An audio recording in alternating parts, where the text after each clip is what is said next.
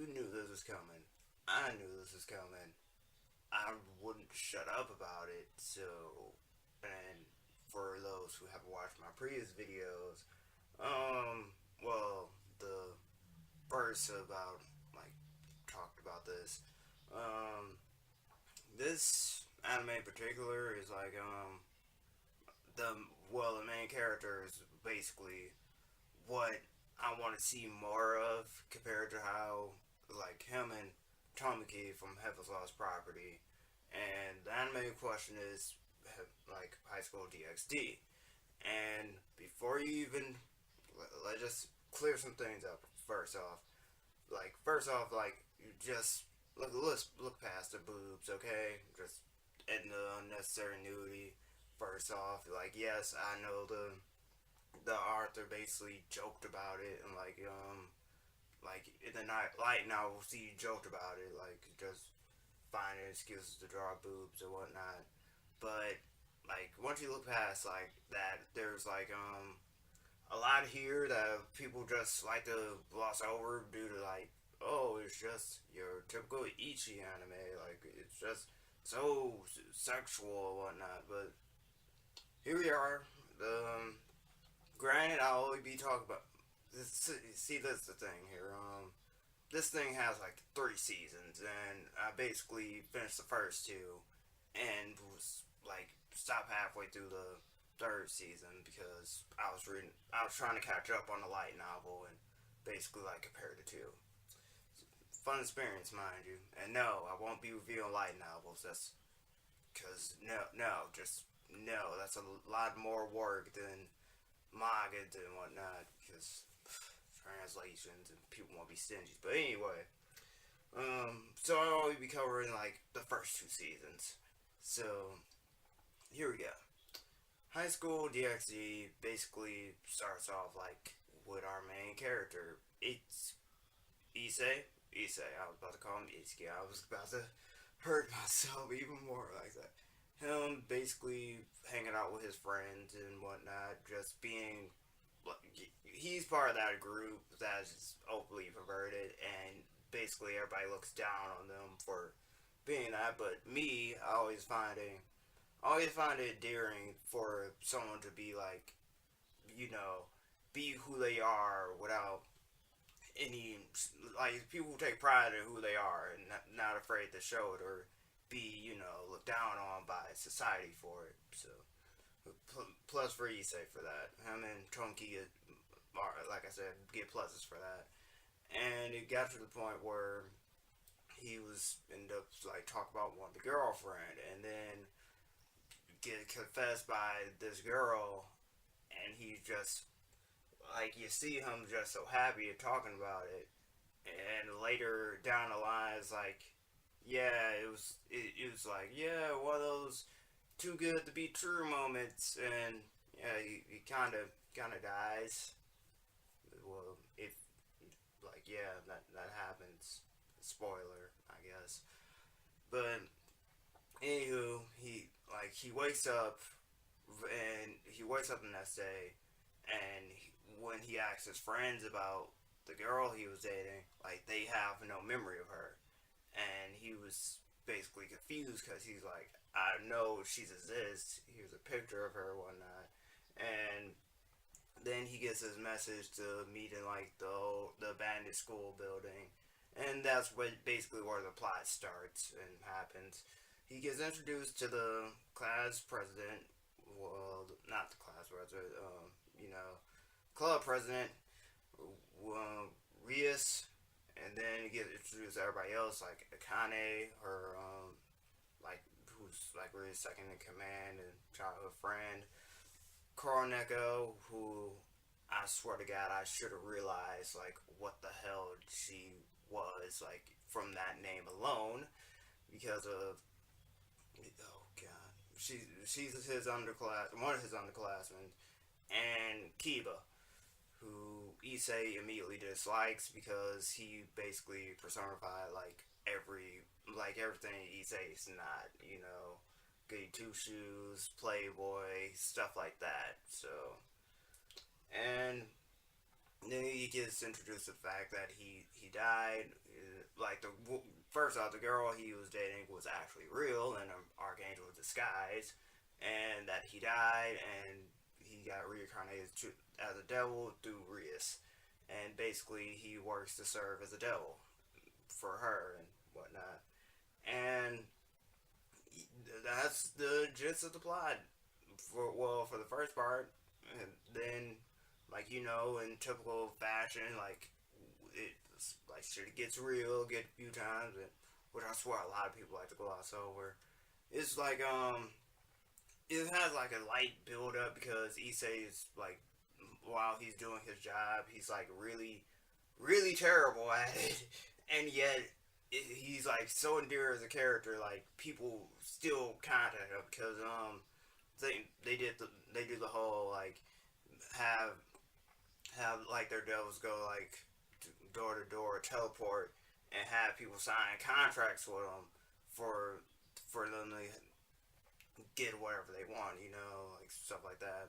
Like this one dude wanted to be a magical girl, and another one they ended up Issei ended up discussing Dragon Ball with. So yeah, that was interesting. And he got all there through his bike since he couldn't teleport. So again, the kind of effect was there. And as far as everything else went on, like the characters, like I've really enjoyed like the character interactions because especially towards Issei and Rias because it's especially later in the series and season two especially that was just hilarious.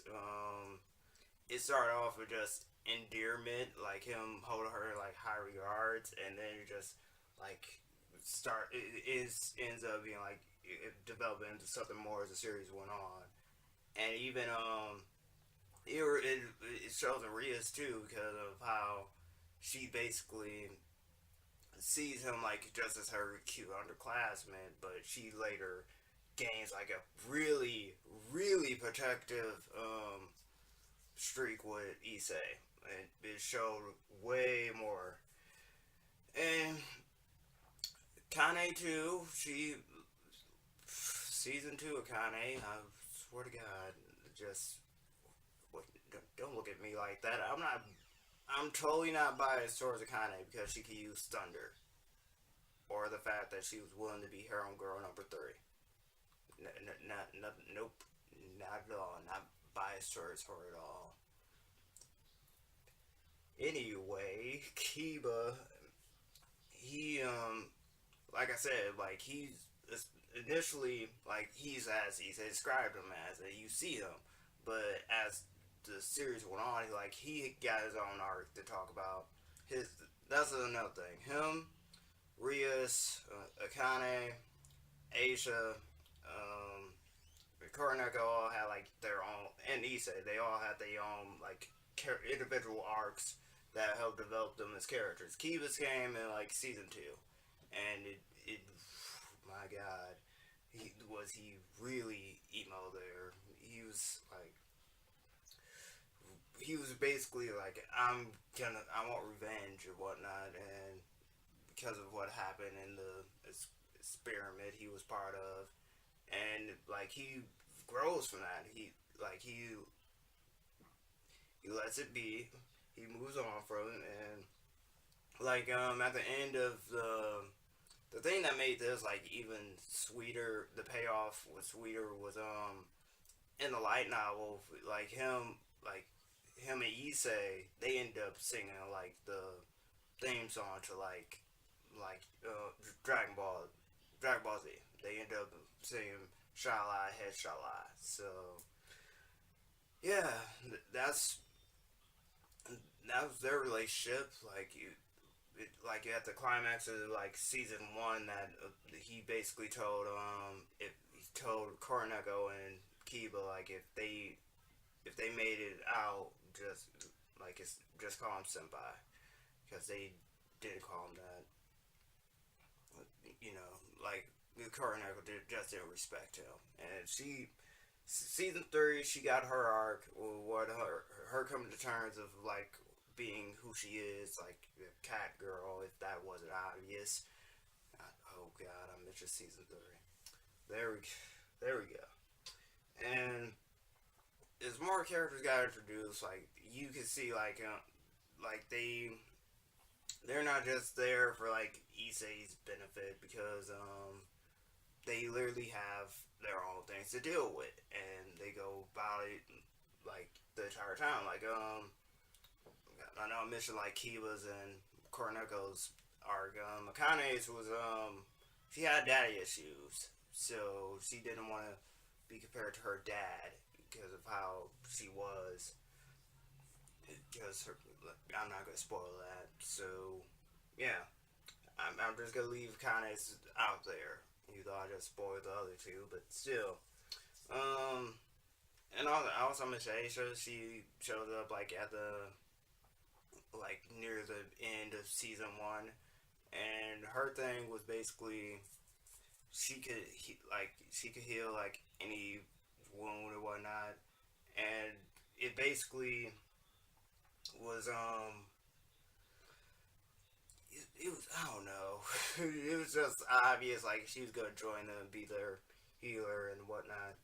And another thing I took from the show was it was two things. First one was the system because like in season one they basically just said like they're the devils ruled by like chess pieces or whatnot, and in it's later revealed like in like the angels end up using like cards, which I thought was like the most coolest thing ever. I'm like, oh, see, this is how you can tell the difference between the two, besides the obvious glaring differences between angels and demons.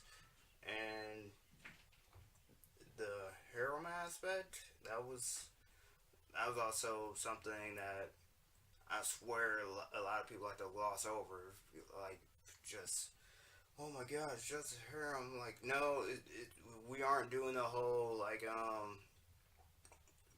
just they're just flocking to this guy because reasons. This is sort of online and any other harem where the dude's oblivious to like how the girls around him feel about him because Issei's aware.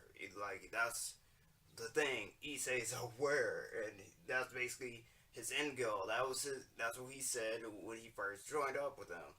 Like she's like when we just asked if he could I could grant you one wish, what would it be? And he was like, I want to be the harem king. And it became his thing since the entire series. And he even joked about it when this other high class devil he showed up, and he just so like he showed up his pawns and whatnot, and Issei was just so envious, and he was. He asked her, like, what was wrong with him? He's like, apparently he wants to be a harem king, and he's slightly jealous of you. And it just gets poked at fun for like so many times. Like I said with Rhea, she gains a protector streak, and Reyes, I mean, not Reyes, Asia, she gets ridiculously jealous, and like she's even aware that that's what Issei wants, and yet like she's not okay with it 100%, but she's you know trying to get to his affection too, and like I said with Akane, she literally Agatha said she was okay with being number three, so there I'm like Issei's aware, and like these like everyone has like their reasons for fall for Issei, and it's not like one of those like it's not one of those animes where just the main hero picks one, and I'm like no he like it at this rate it looked like he's gonna end up with like multiple girls, and instead of just like blurring it out to like one. I'm like why can more heroines do this, which still baffles me because I'm like I really don't get that, to be honest. I'm like, we can give each girl like their time to shine. Like even harem fanfics do that. I'm like compared to like how harem animes are handed well handled. Just just poor on that part. As far as season two go, I really don't want to go into that, but I think I was good with just season one. But season two, they introduced a Ria's talked about like upon she had sealed off because they didn't know how to control the power, and I think a bishop, the bishop before Aisha, because again had the I swear to God, why do we always do this? But yeah, they season two they introduced a trap. So if you're familiar with that term, yeah, they introduced one who Issei decided to take under his wing because perverted reasons are perverted, and him being able to turn invisible was just a plus. So yeah, that was a thing. That was truly a thing. Then we got the White Dragon arc. The White Dragon came in the season, so yeah, that was there go your Issei character development. Him eventually finding out like he's destined to fight the White Dragon. And, a big spoiler was revealed at the end of it, or the end of the second season. And like I said, this is also like the time where Akane made her move and just was talking about like what happened with her. This is her time for her arc, where she explained like what her issues with her dad and come to terms of who she is. And again, a lot here, man. A lot here besides the boobs. Like, yeah, there were like sexual moments and teasing and whatnot, but it was still like all good nature. Oh, he said met up with his childhood friend that too, and the Scalber arc, which I won't touch upon for reasons because spoilers, and that's Kiva's thing. So yeah, there we go. I basically covered like the first two seasons, so without spoiling much of the first two seasons, like could really got to oh god, spoil heaven. Oh, man, oh man, avoid that one.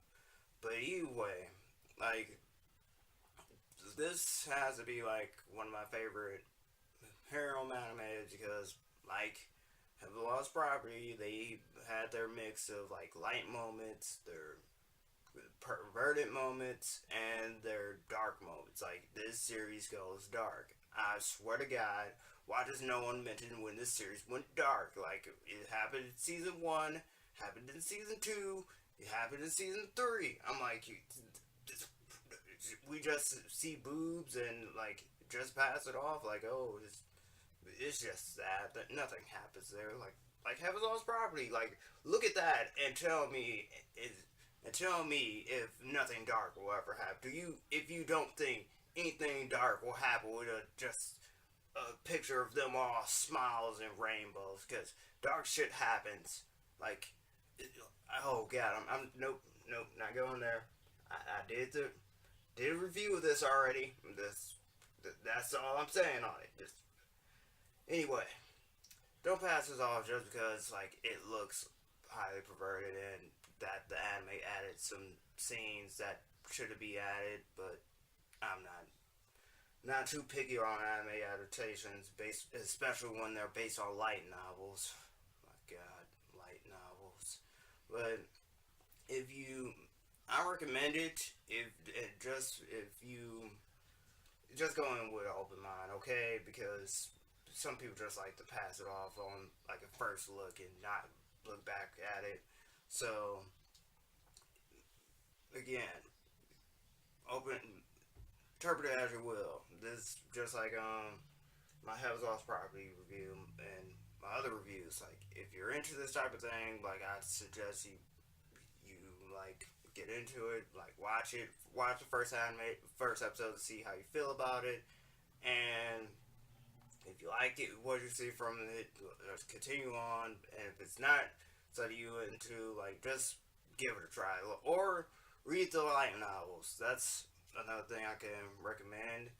Either light novels or the manga, because the for both of those, like, they're basically caught up at this point. Light novel, like, is more than both the anime and the manga, because the anime only has 3 seasons, and just, you know, I think I did good. I think I did good here. Oh no!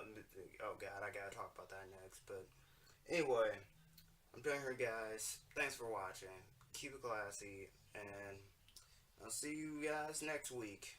Or if you're like, follow me on Twitter, and so social medias are on the banner. And yeah, oh, and before I forget, plan on streaming. So be prepared for that. Right after Hero Gaming did that fucking Final Fantasy 15 demo. That's there. You check it out if you want.